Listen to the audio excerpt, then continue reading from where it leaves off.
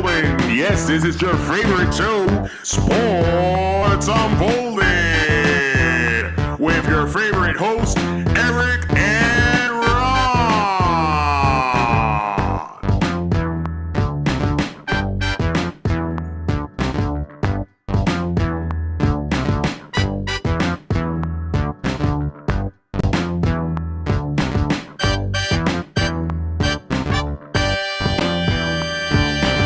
Hi, welcome to Sports Unfolded, episode 2. I am Eric Teotonio, and this is Ron Rigo. So if you didn't watch last week, I suggest you watch episode 1 just to kind of get an idea what the show is. But we are a sports debate show. We will be debating most local teams, but we will also cover other sports as well and other sports teams. So just look out for us on Rhode Island Broadcasting. We will be on every Friday night at 6 p.m., new time, 6 p.m. So we're excited about that. Yeah. But let's make sure that we're getting some participation from our fans, because that's what's important to us. We want to make sure what you think, who won the debates, and what topics you'd like us to cover and what teams you'd like us to cover. So we've got basically a leadoff story. We're going to talk about Tiger Woods. Tiger Woods is recovering in an LA hospital after surgery on Tuesday following a single car accident. Early reports are that he had significant injuries to his right leg. I know they talked about several surgeries that he will need. I guess from a sports fan in a sports world, it's difficult to see. He's battled back injuries, knee injuries. I believe he's had already 10 surgeries. Yeah, I believe that is correct. That's what they were saying on all the sports newscasts everywhere. And that might be just significant, surgeries. That might not be everything. Yeah. Too. And again, we don't really know the extent because, again, they're talking about the legs now, and who knows if anything else. The left leg, we're still not sure of. If this could cause problems with his back again.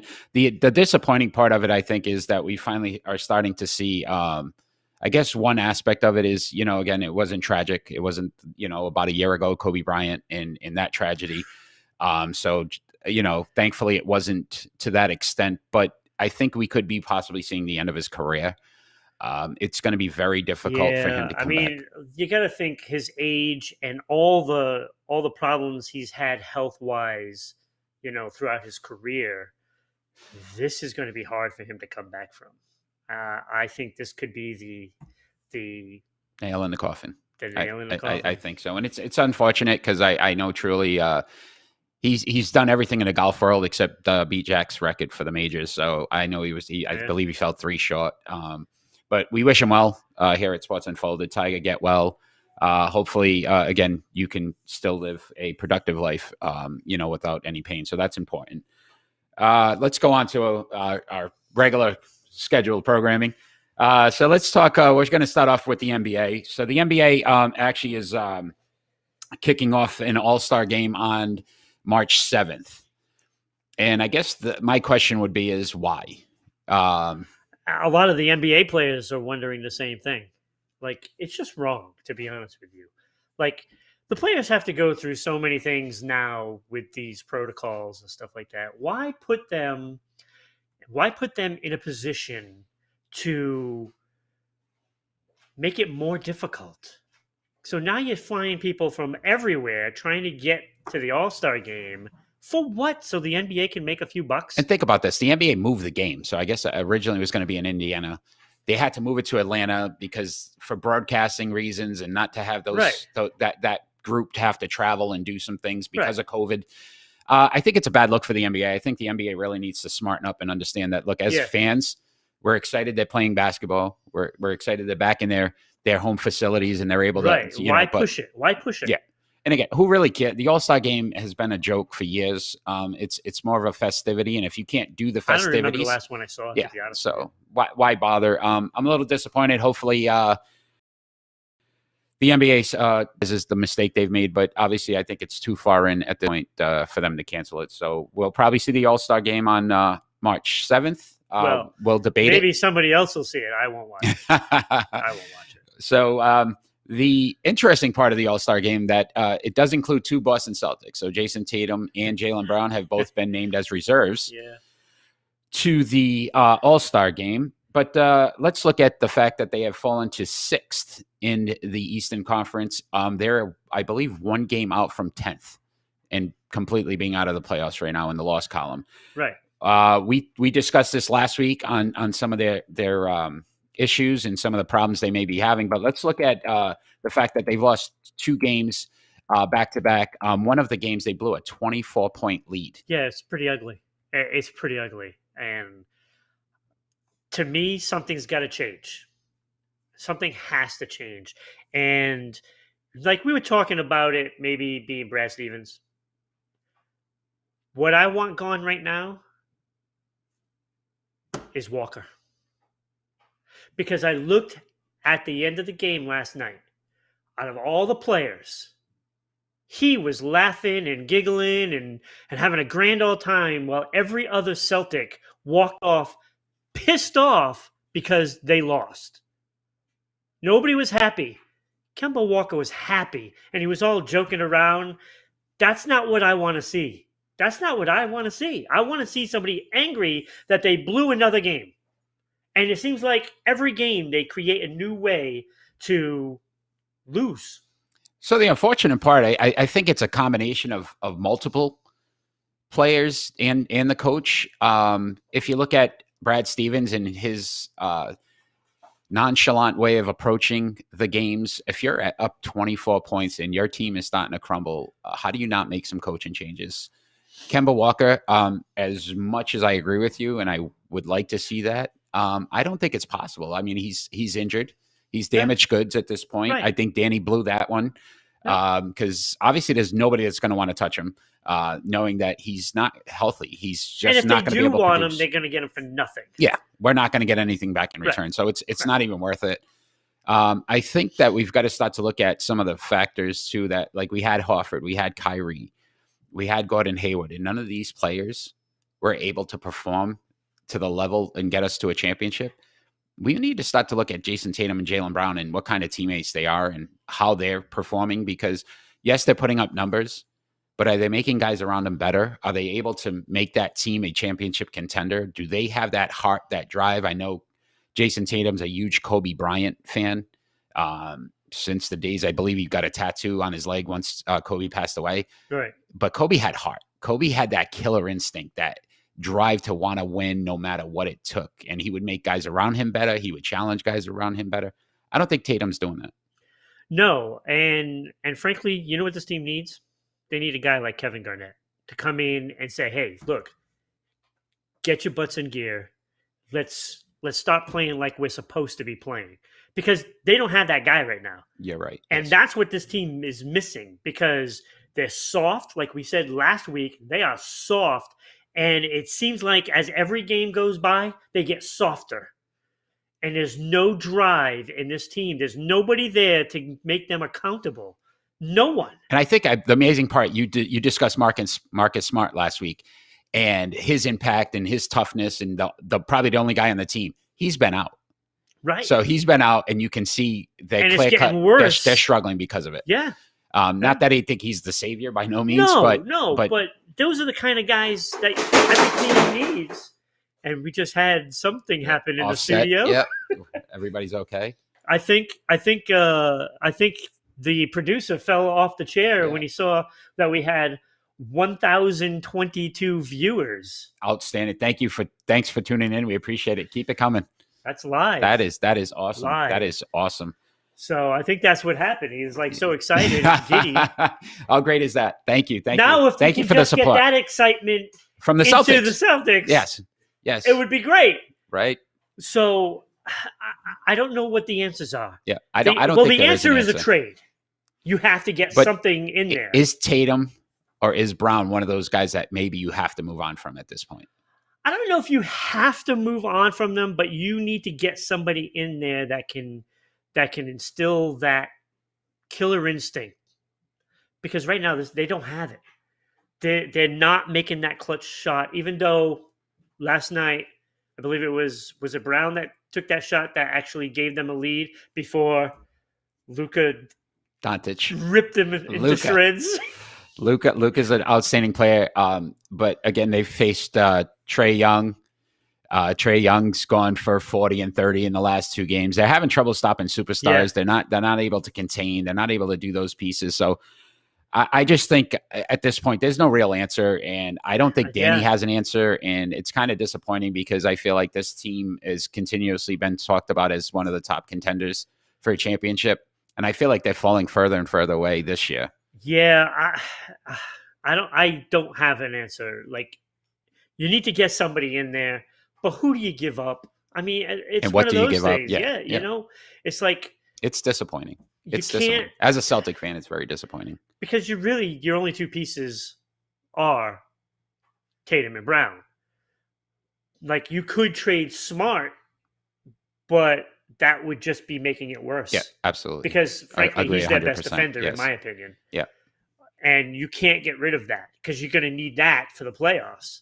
So who do you get rid of? Like, I you know what? I go back to last season. You know, right after the season, everybody talked about we had 3 draft picks and Danny's going to make some moves and, you know, bundle these picks. And we got absolutely nothing for it. He drafted 3 kids.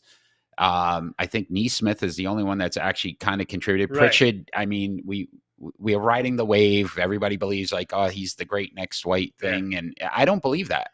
I think it's just, again, the kid's playing well. He's not going to carry our team.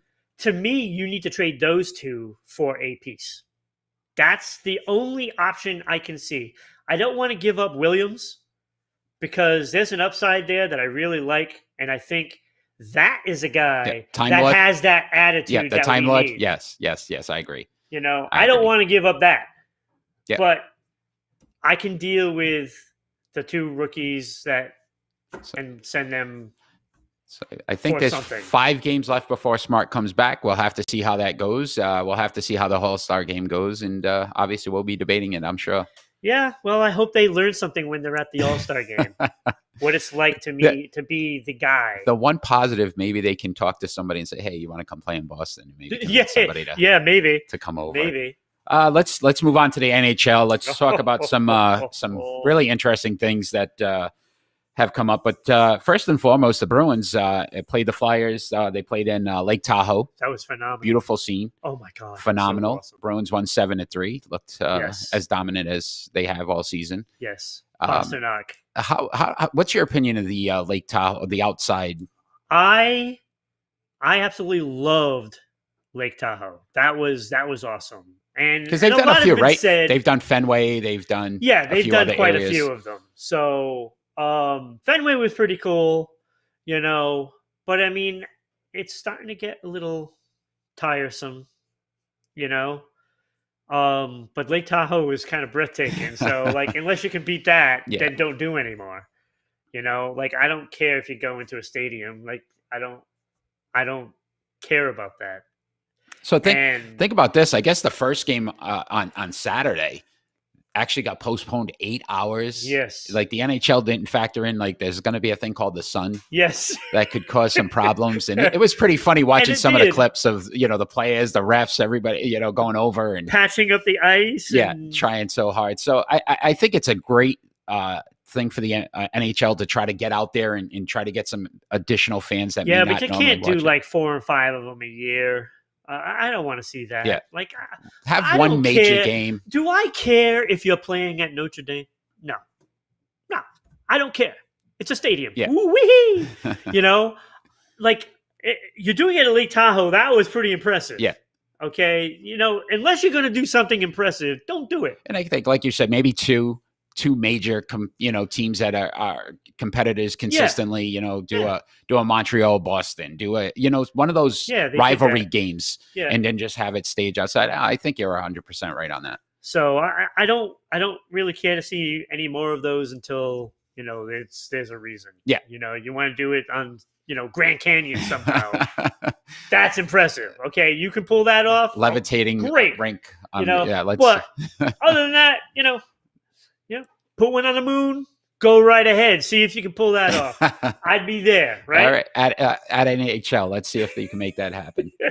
The next discussion we were going to talk about, I guess recently we saw an article and it was about Sidney Crosby. Oh, my God. And is Sidney Crosby a top 5 NHL player all time? Now, not today. We're not talking about today's game. We're not talking about currently in the NHL, but all time.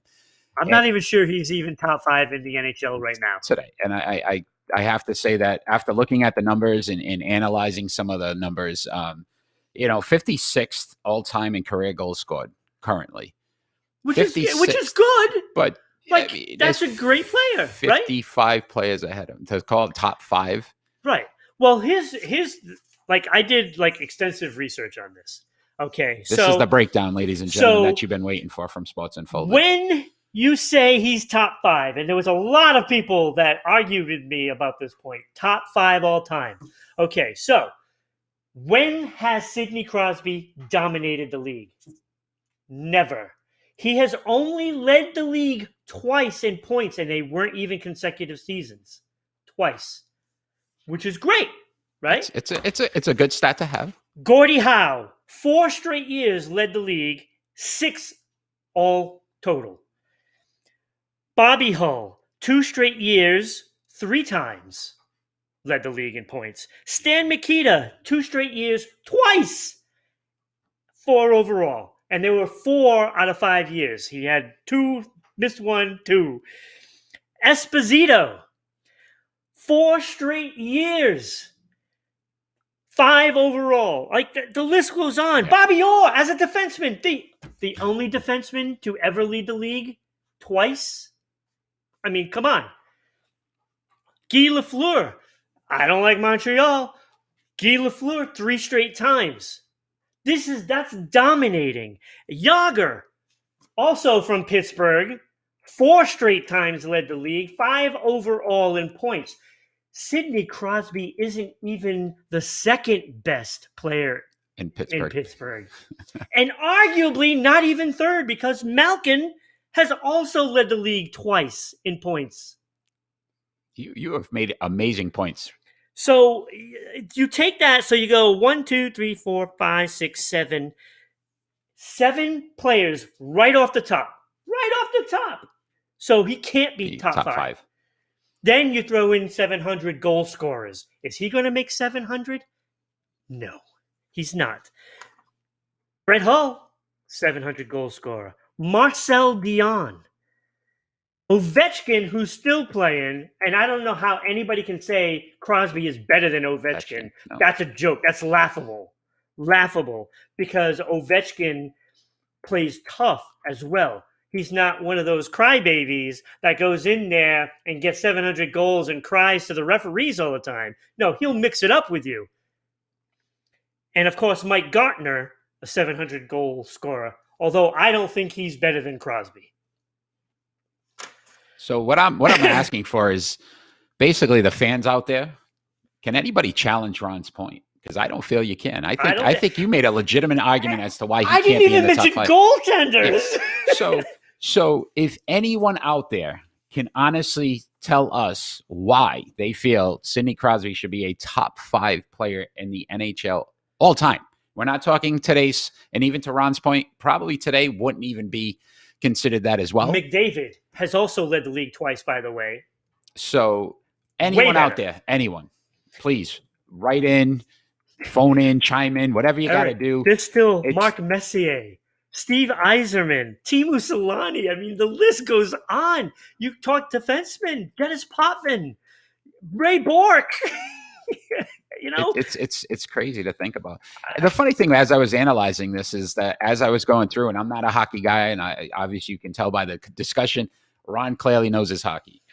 But it was the fact that every time I looked at something, all I kept seeing was Wayne Gretzky first. Wayne Gretzky. Right. Well, first. It is. No, so like when you talk about a dominant player in a sport, and we've talked about Michael Jordan. We could talk about Tiger Woods, Serena Williams. We could talk about all these, Tom Brady. But you're talking about one guy that clearly across the board just dominated the Wayne sport. Gretzky dominated the NHL like no one has like no one was even close. If the NHL was smart at that time that was their point to probably make that league just take off, because he was that guy. It was that merge with, I believe it was the WHL or WHA that came into the NHL, and it's just Wayne Gretzky. Holy cow, like, right?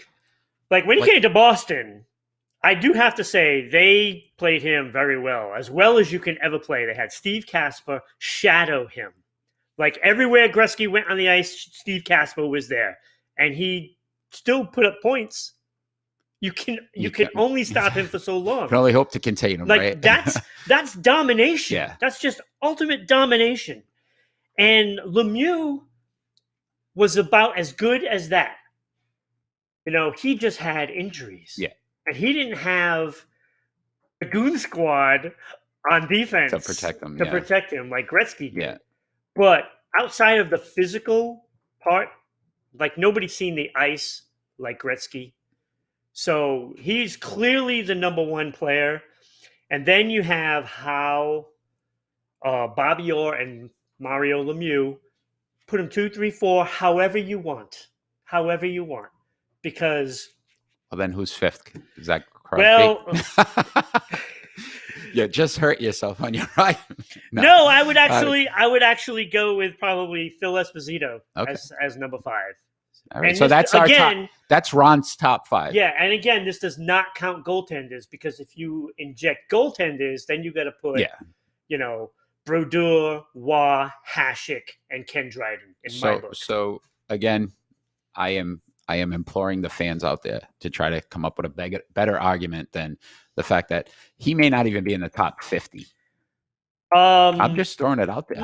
I'm just saying. Definitely, I don't think he's in my top 20. There's a lot of guys as I was going through, and I kept seeing their names it's just consistently incredible. before his. So let's see. Again, I'm not the hockey guy. Ron is. So if anyone out there thinks they can beat Ron in his argument, let us know. Or if you want to contribute to the argument. And say, yeah, absolutely. And say, hey, you forget about this guy. Yeah, no, definitely. How about this? Who's your top 5 all time? You send those in to us, Rhode Island Broadcasting. Follow us on Facebook. Just write a comment. Let us know who you feel are your top 5 NHL players of all time. You can put it in the comments of the video right now. Absolutely. Put it in the comment. And who knows, maybe you'll be recognized, in further shows. Maybe they'll make a valid point to actually show that you are incorrect. Wouldn't that be something? If somebody can prove me wrong, go for it. Let's see it. Good luck with that. Let's see it. I've been watching hockey a long time. Couldn't tell. Couldn't tell. Let's move on to the Major League Baseball. Again, spring training has kicked off. We've got a lot of things going on. Reigning World Series champions, the LA Dodgers. So today's we're going to just discuss who could actually beat them. Is there anyone in the MLB right now that you feel would be a contender to beat the LA Dodgers? Well, you first got to figure out who's got the pitching. I mean, does anybody have that kind of a rotation? No. Like, Yeah, I don't see. Well, let me rephrase that. I can see the Dodgers winning this year fairly easy, but I can also see them choking because we've seen it before, but they have won. So now that could change everything, and they could be a dynasty. I think they got over the hurdle. I like, Clinton Clayshaw messed that up. I'm sorry. But Clayshaw definitely had his problems and his issues, in the big games, and he definitely overcame that. You're starting to see, again, they've got the bats, they've got the pitching. Mookie. But they got Mookie. The funny thing, the odds makers basically the 5. I took the 5 top teams. So the Yankees, Padres, Braves, White Sox, and Mets are all in contention. I was going to say the Mets because they have a lot of good pieces. Good young pieces. They're spending money. They're not they got a new owner, and he's definitely out there to say he's in it to win it. Is basically if I how he see put it. anybody beating the Dodgers, I believe it would be the Mets, at least in the National League. The Yankees, they always seem to have star power. Yeah, and I think the thing with the Yankees is health. It's injuries. That's they've got the pitcher. They finally have an ace in Cole. Yep. So this pains me, by the way. I know it does. So you think about that. If Stanton and Judge can stay healthy, they have the power bats. They've got a lot of good young talent and a good bullpen. He's one of the best in Major League Baseball. Yeah. I think the issue has been, and it's consistently been, is that they can't stay healthy when they need to. And that's a shame, because that could destroy some of those careers that are promising. Yeah. So I mean, because like if you look at Judge alone, how many times has he been on the disabled list? He's constantly on there, and I'm not sure he can be productive for 10 years. I'm not sure he's going to make it. But when he's in that lineup, it's a different ball team. He's a beast. He's a beast, and it protects everybody. And then you throw Stanton in there, like. That's ridiculous. It's ridiculous. Nobody has that 1-2 punch. Nobody. That's about as good as it gets. And you can't get. And I hate to say it, but I think the Yankees are going to roll over. And the problem is, if they both can't stay in the lineup at the same time, which is hurting them. So you can clearly see it. I mean, the Padres are a very interesting team. I mean, they spent a lot of money last offseason. Yep. Not last offseason, last season during the pandemic, and made sure they got some players in. And then they just recently signed Tatis to that 14-year deal. So the problem I see with them is sustaining that pitching. Like, can they get, over that stigma that's been following San Diego for a long time? Mm-hmm. Is like we can't win the big games because we're never there. Can their bats compete against LA's pitching? Probably not, and that's where I think again they're still going to fall short. Yeah, and that's why I said Mets are the only team in the National League that can stop the Dodgers. The Braves are an interesting team. They every year I keep saying, it's the Braves, but they somehow they've got good young talent, very good young talent. Acuna. He's a superstar. I think that kid's going to just break some records at some point. And there's no major players that you go, oh, okay, the Braves, but they're always in it. They seem like they always are in contention. There's also one more factor that we have to take in consideration, and that is COVID. Yeah, we don't know how many people are going to be vaccinated by the time baseball starts. And I imagine it's probably not going to be that many, and probably none of the major league players. So who can stay COVID-free, to me, says a lot. It could impact it, yeah. Because when you look around the other leagues, you can clearly see some of those teams getting affected by that. So it's comes interesting. Down to a lot of that. That's a whole nother additive to the season. I don't think anybody's going to beat them. I don't feel like there's a team, unless some moves are made or some injuries happen to them. The one team I did want to discuss real quick, and again, we didn't break it down, but the White Sox signing Tony Larussa as a manager. Again, that was kind of interesting. and it took away from the Red Sox, by the way. Yeah. Because he was up in that booth. Yeah. Like you don't think that he had a lot to do with, some of the successes that the Red Sox had? Did he tell him which garbage cans that were make the best? He might have. Okay. I'm just curious. Like, wasn't he Mark McGuire's manager? Let's talk about those Boston Red Sox for a little bit. So, do we have to?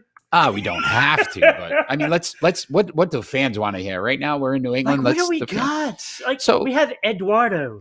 So Jackie that's Bradley our Jr. staff. Though that's what we're going to discuss is Jackie. I think you got to bring him back. I think you got to bring him back because you need to have a good outfield because there's going to be a lot of balls hit out there. So he batted .283, 54 hits, 22 RBIs, but Verdugo, who's actually was their best hitter, right, had 62 hits, 15 RBIs. So the RBI is a little bit off. But do you take bats away from Verdugo? Do you move Verdugo somewhere else? No. What I do is I put Jackie center field. Verdugo goes to left field, maybe where and then Benintendi JD goes in the right field. Benintendi used where to. He used to. The ghost of Benintendi hopefully is out there, but that's what I would do.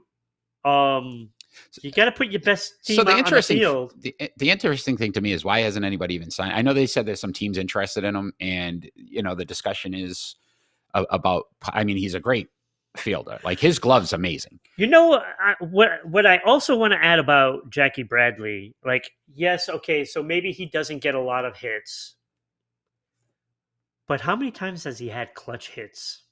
He's had a lot of those. And I will take the best center fielder in baseball.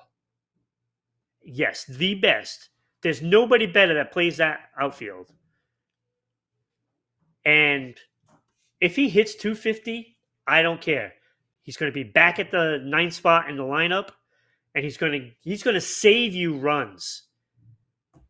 Which you're going to need with that pitching staff. You're going to need that because now who else would be their center fielder? Yeah. So I think defensively, you're spot on. It's how do you not bring this guy back to at least ensure that piece of it, because you've got enough. I mean, they're not great bats, but you have enough bats where you can. His deficiency hitting possibly makes his defensive, prowess out there in center field definitely makes up for that. So, I think Boston, if they're smart, they bring him back. At least, and again, it's a name. I think the fans that are Boston Red Sox fans, they still need some of those names out there. Absolutely.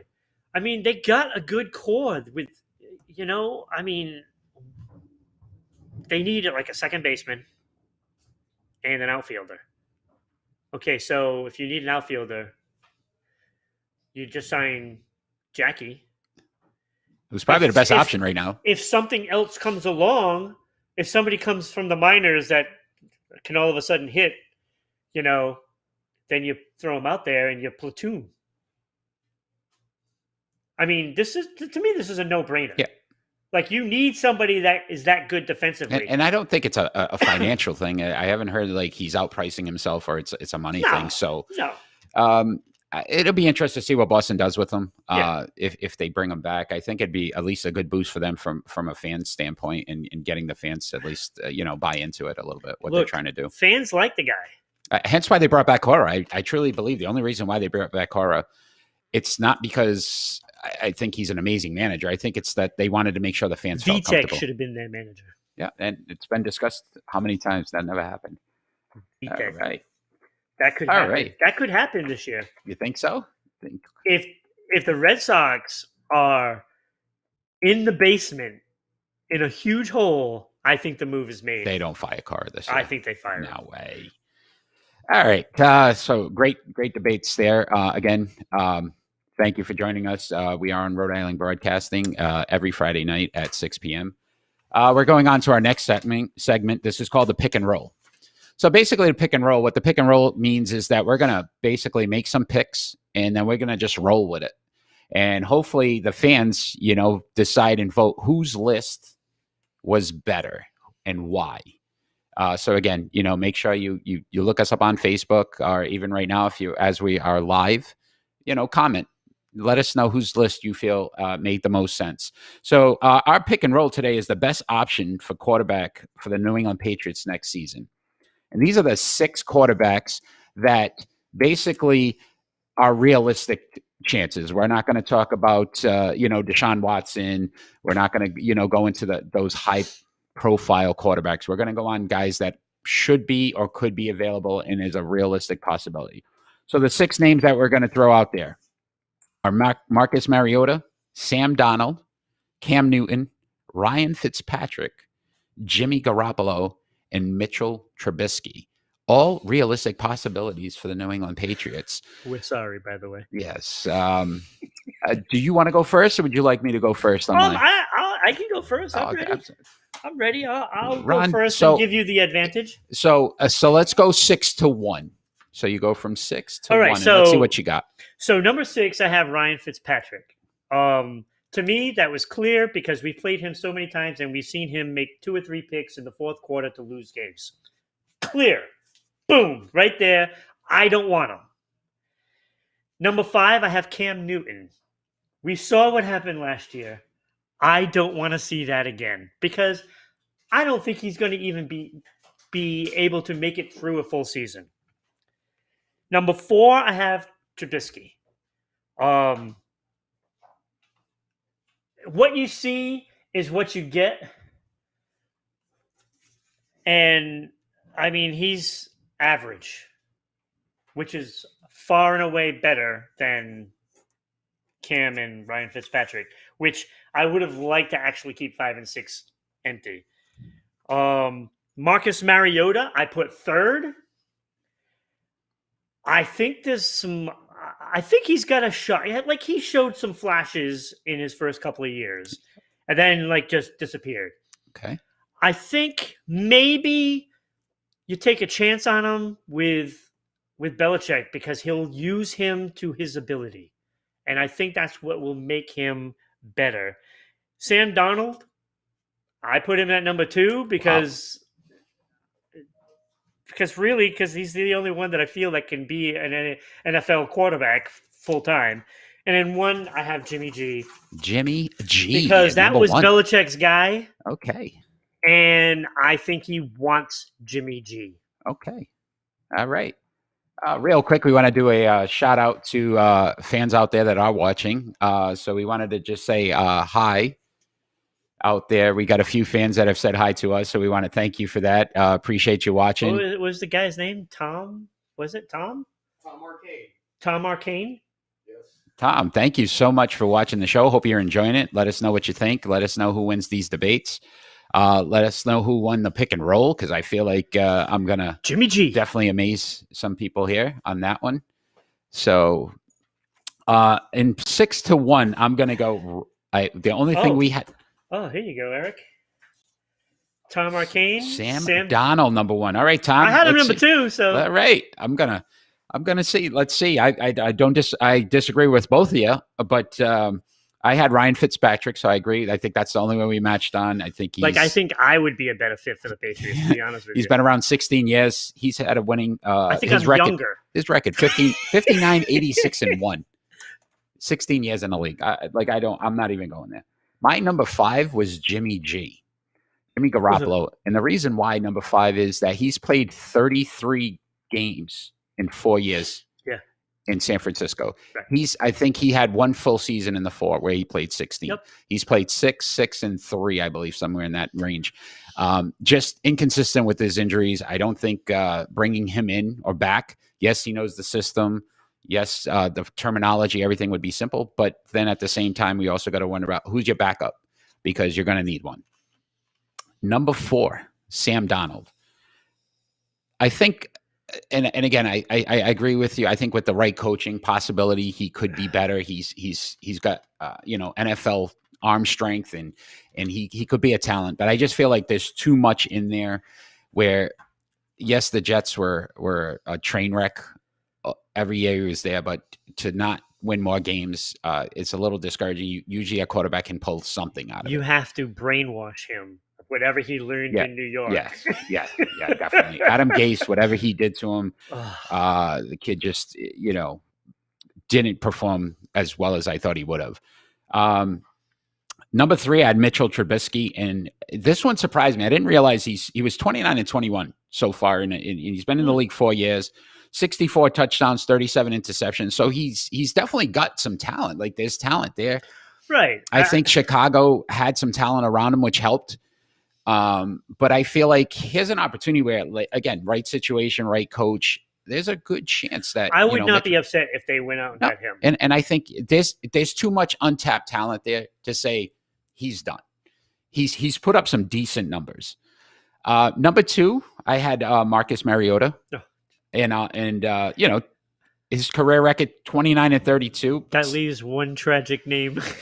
77 touchdowns, 45 interceptions. And I think, to your point, Bill could probably use him in ways that maybe others haven't. Yeah, that's what Bill does. He puts those players in a position to perform. So he's going to use all his assets.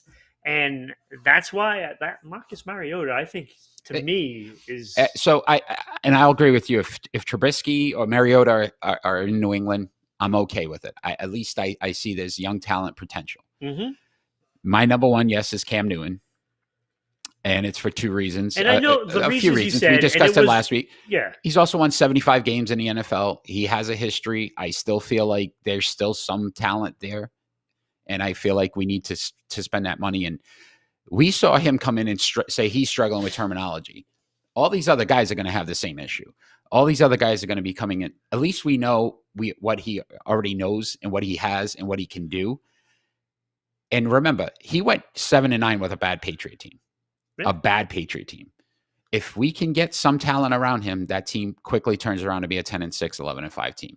That's my picks. Tom, Sam Darnold, Ron, you had Marcus Mariota. I get it. Cam Newton, right? Mariota? No, I had Jimmy G at number 1. Yes, I apologize. Jimmy G. And again, with Jimmy G and Cam Newton, you have to worry about that injury thing.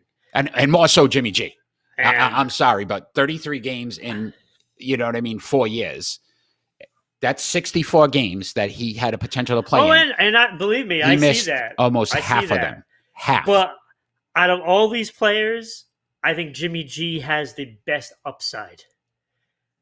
If you can keep him healthy, and again, that is a big if. The problem is he's always sitting on his backside because he's on the bench.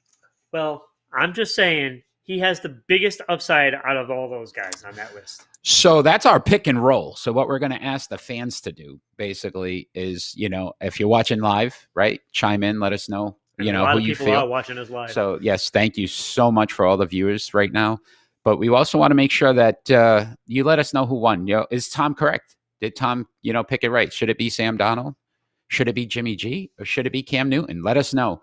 We appreciate the feedback. Again, it's great for our fans to be able to debate with us.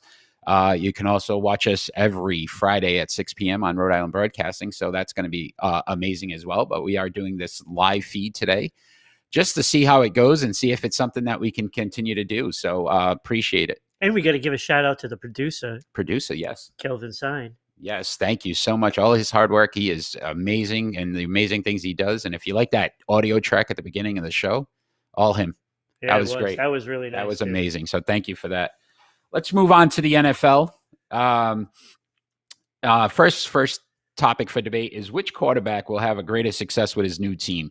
So obviously there's been a few moves. We have Carson Wentz, who went to the Colts, Matthew Stafford, who went to the Rams, and Jared Goff, who went to the Lions.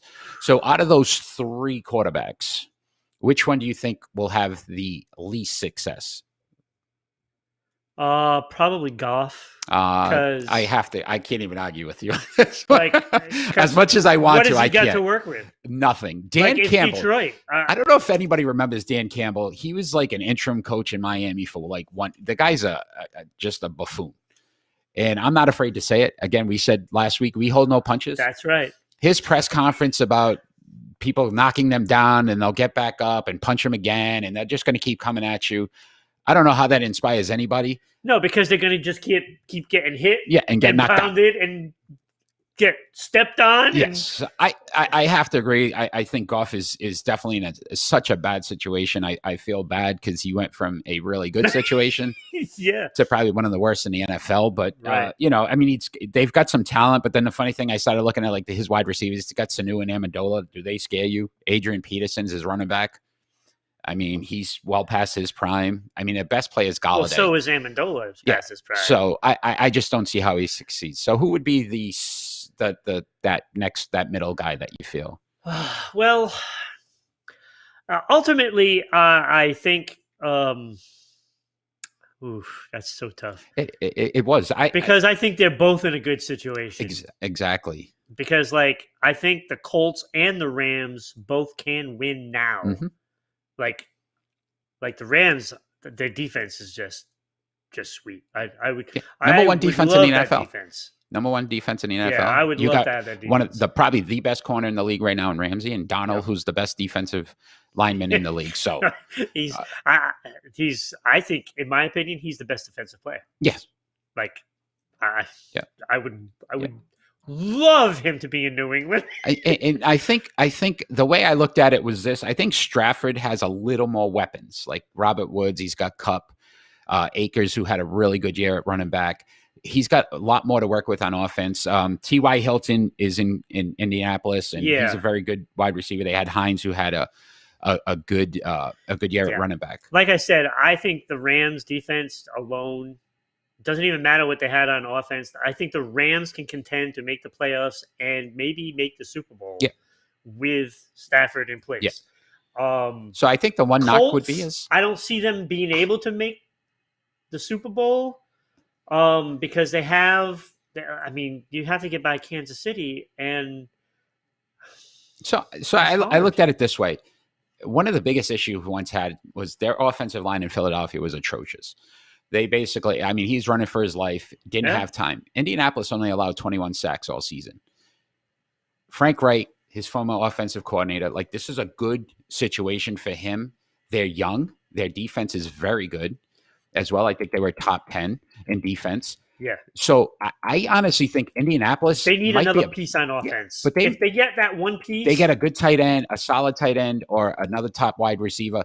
I feel like Indianapolis might be the team to beat. If they get that piece on offense, if they can get that one piece on offense, I think they could actually beat Kansas City. But they got to get that piece. Without that piece, they're too one-dimensional. And again, I mean, is Wentz kind of like gun shy? You know, I mean, but has Stafford won anything? We've seen it. What has Stafford won in the past? Absolutely nothing. And he's he's actually worse against good teams. Anybody over 500, his record, and I don't have it in front of me, but he's not a very good quarterback. I get that, but I mean, when you're in Detroit, I mean, a lot of that is coaching. Yep, it could be. A lot of that was coaching because I've seen him make those comebacks in the third quarter. He's a big guy. He has a cannon, and to be honest, I think he's pretty accurate.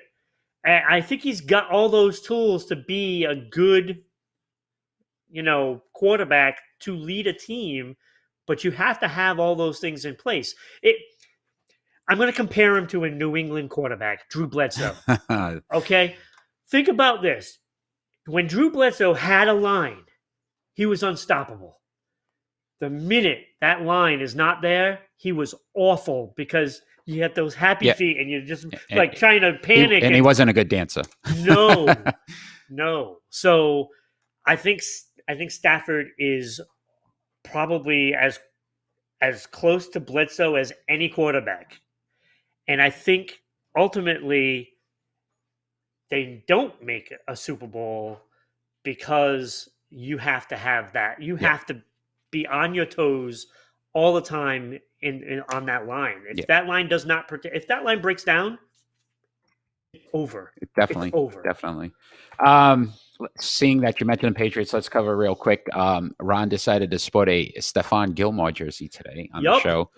And today we're going to debate. It's my message to the Kraft family. Patriots. You better make sure this guy is there. So our discussion is going to be based on should the New England Patriots move on from Stephon Gilmour. Ron obviously feels like they shouldn't. Nope. I'm going to tell you why they should. So he had one interception last season, 3 pass defenses, played in 11 games. So obviously some injuries. Obviously, we can say that a lot of teams didn't want to challenge him. He was a defensive player of the year prior season. So, the numbers could be a little swayed based on the fact that he wasn't thrown to a lot. Right. J.C. Jackson, I believe, had, 7 picks, which was amazing. So basically what I was looking at is this. He probably has the highest value right now for them that they possibly could get. They've discussed a 2nd-round draft pick. One more season with Stephon Gilmour, even if you try to sign him any longer, extended out, I feel like you're not going to get nearly that value. Here's the thing that I think. How much money do they have left on their cap? $63 million currently. Okay. He's not playing for what he's getting paid for this season. That's for sure. They got to sign him. If you have that much, why would you do that? Like, to me, that's a no-brainer. Okay, you keep him and you build on that on your defense. Okay, you have $63 million to spend. Outside of you getting a quarterback for him, you don't trade him because they're going to need him. Because look at the division. It's getting tougher. Okay, it's getting tougher. Buffalo is no joke. I agree. Miami's on the rise. This is not a time to get rid of a corner that is an all-star caliber corner. Aging corner who obviously there's not an upside anymore. So if you can get a young player high in the 2nd round, it's a better opportunity. Let us know who you feel when that, because Ron obviously we already know. We already know where he's going. Too much money to have on your cap. Let's discuss one other thing. I want to bring up a topic real quick, and I'll make this a short before we go into face-off. But currently today, would you say Tom Brady should be in the Hall of Fame? I'm just asking a question. Just answer the question. Of course. You sure? Tom Brady. Yes. Should be in the Hall of Fame. Yes. Because I remember last week, if anybody watched last week's argument, Ron argued that any cheaters should not be in the Hall of Fame. Tom Brady, I believe, in 2016 was serving a 4-game. The Deflate Gate? Was he a cheater? Really? Did he cheat? No, he did not cheat. He didn't. Even if that was a case. Was Barry Bonds ever suspended? No. Why? If he cheated. Because baseball doesn't want that. So clearly I won that argument last week. If you didn't vote, I just solidified it. Wow. If you want a cheater in the Hall of Fame in one sport, it works for both sports. That wasn't the question of whether... I think I would. The question. Let's go on to our face-off. I told you I was going to hit you with something hard today, okay. Ron. That's all right. So this week's face-off, I hope you bring a little better argument because don't let me look into these holes. Okay, don't leave me opportunities. I'll take advantage. Yeah. Speaking of holes, this. Well then, clearly he knows I won that argument. That's what that comment was about. No. So, who was more important to the Patriots during their championship run? Would that be Tom Brady or Bill Belichick? So I believe we did have somebody chime in. Kale, do we have anybody chime in on who they wanted to have debate which topic? Okay, me for Bill Belichick and you for Tom Brady. I believe I went last week, so I'll go first this week if that works for you. That's fine. Make it a little easier so you can try to put holes in my theories. I won't have to put holes in that theory. Whenever you're ready. All right, let's see. All right, you ready? Yes. Go. All right, so we always talk about the two of them together, but if you look at what Bill's built, it's not just about having one player. Yes, he probably had the greatest quarterback of all time, but ultimately the team he builds around him, the coaching that goes into making that team better. They say football is probably the one sport where you need all 11 guys that are on that field doing the right thing at the right time. He was the orchestrator of that. He was the reason why they made those plays. He made some of those close decisions and calls to make sure that we won those championship games and those Super Bowls. Tom performed, but he performed what he was coached on. So to me, ultimately, if you look at who is more important, who's more vital, Bill Belichick obviously made Tom Brady who Tom Brady is today. Tom Brady was coached by Bill Belichick, taught by Bill Belichick. Bill Belichick put players around him to make him better. Ultimately, he's the biggest reason why they won all those championships that many times. It's time, but I can give you another 20 minutes if you want. You gave me a minute. I'll give you a minute. How's that? Whenever you're ready. I'm ready. Go. Okay, so yes, Belichick did have to make a lot of calls, but how many times throughout the career of Tom Brady in New England did he change the play at the line, make all the decisions out there, and get the job done? That was a lot. There was a lot of plays that he audibled on the line at the moment and made it happen. Okay, 6 Super Bowls in New England. He leaves, and what happens? The Patriots go in the toilet, and Brady wins another Super Bowl. To me, that's clear. That is clear-cut. Brady was more important. Yes, Bill Belichick had a lot to do with the team, but Brady got it done. And then he got it done after Bill Belichick. After the fact that he goes to another team. And it doesn't matter how good the team was. All right. Well, that was our face-off. We've got a lot of live viewers out there. So if you're watching right now, if you want to chime in, let us know who you believe won that face-off. If you're watching us on Rhode Island Broadcasting on Friday nights at 6 p.m., you can also comment on the video and let us know who you feel won. We do ask for suggestions for next week and who you'd like to debate that topic for you. Clearly, if you want to win, you pick me to debate those topics. But that's obviously, any fan participation that we can get would be phenomenal. Right here. Chris from Twitch said, Ron. There we go. Thank you, Ron Chris. is the reason. You are now my number one fan. Ron, Chris, thank you. Chris, let me just ask you this question. Who taught Tom Brady everything he knows. That would be Bill Belichick. So yes, Wouldn't that be like his high school coach? I win again. So let's move on. We're going to do our predictions for this upcoming week. So the show does air on Friday nights at 6 p.m. every Friday night on Rhode Island Broadcasting. A little shout out there. But let's make sure that so we've predicted some of the big games for the upcoming week, and then we will discuss them next week. So first two NBA games basically would be the Clippers at the Bucks. That's on February 28th at 3:30. Who do you got? I get the Bucks. Okay, I got the Clippers.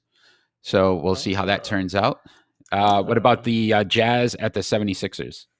I went with the Jazz. They're just tearing it up right now. The Jazz are the best record in the NBA. It's not even close. But I'm going to go 76ers, and the only reason why I just think Doc's got that team turned around, and I also feel like again Philly plays really well at home, and it's a home game, and I think they got something to prove. So we'll see how that turns out. NHL.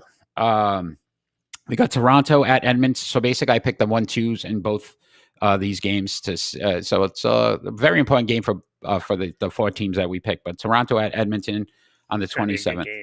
It's going to be a high-scoring game. I think so too. I saw the points for, and I mean these teams are just putting it in the net. Well, I got Edmonton, and I'm going to go further and saying McDavid's going to get a hat trick in that game. All right, now he's just showing off. See, that's his hockey. This is the hockey guy. I'm going Toronto. I just feel like so far we're opposite on all these. We don't have the same opinion at all. What about Washington at Boston? That's on March 3rd. That's an interesting game. I mean, they got Ovi on that, but I'm not going against Boston right now. There's no way I'm going against Boston. We finally agree on something, Ron. Finally.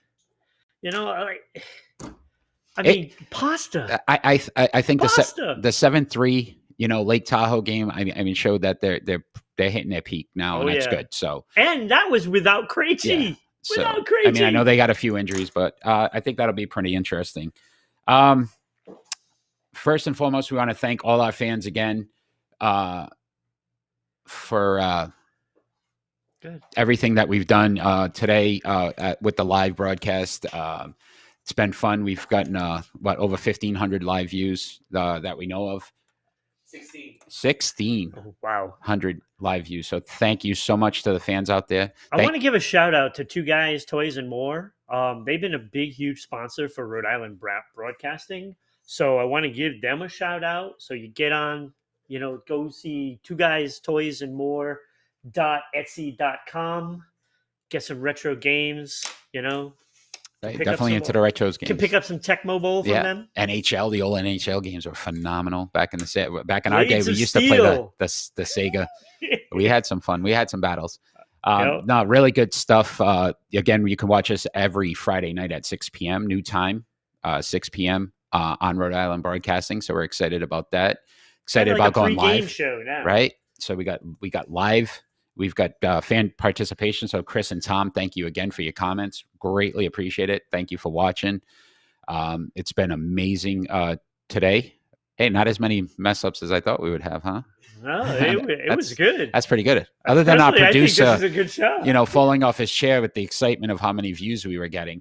I mean, I think we did pretty good. Yeah. I think we did pretty good.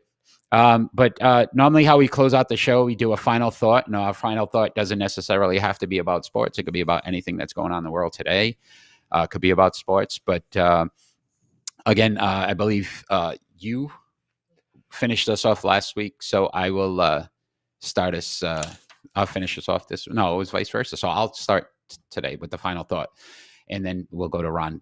I'll let you finish us off tonight. All right. Does that make sense? Sounds good to me. Yeah. See, I said we didn't mess anything up. There it was, my first. Now I can think of one. So I just wanted to basically talk about what we've seen recently. So with the Tiger Woods situation and some of the great athletes that we've had the privilege of watching. So recently at the Australian Open, Serena Williams, she lost in the semifinals. And just the sheer emotion of when these reporters were asking her about, retirement and what's next for her in her life. And you think about how much time these athletes devote to that sport and how much they put their bodies through, their minds through to be that good.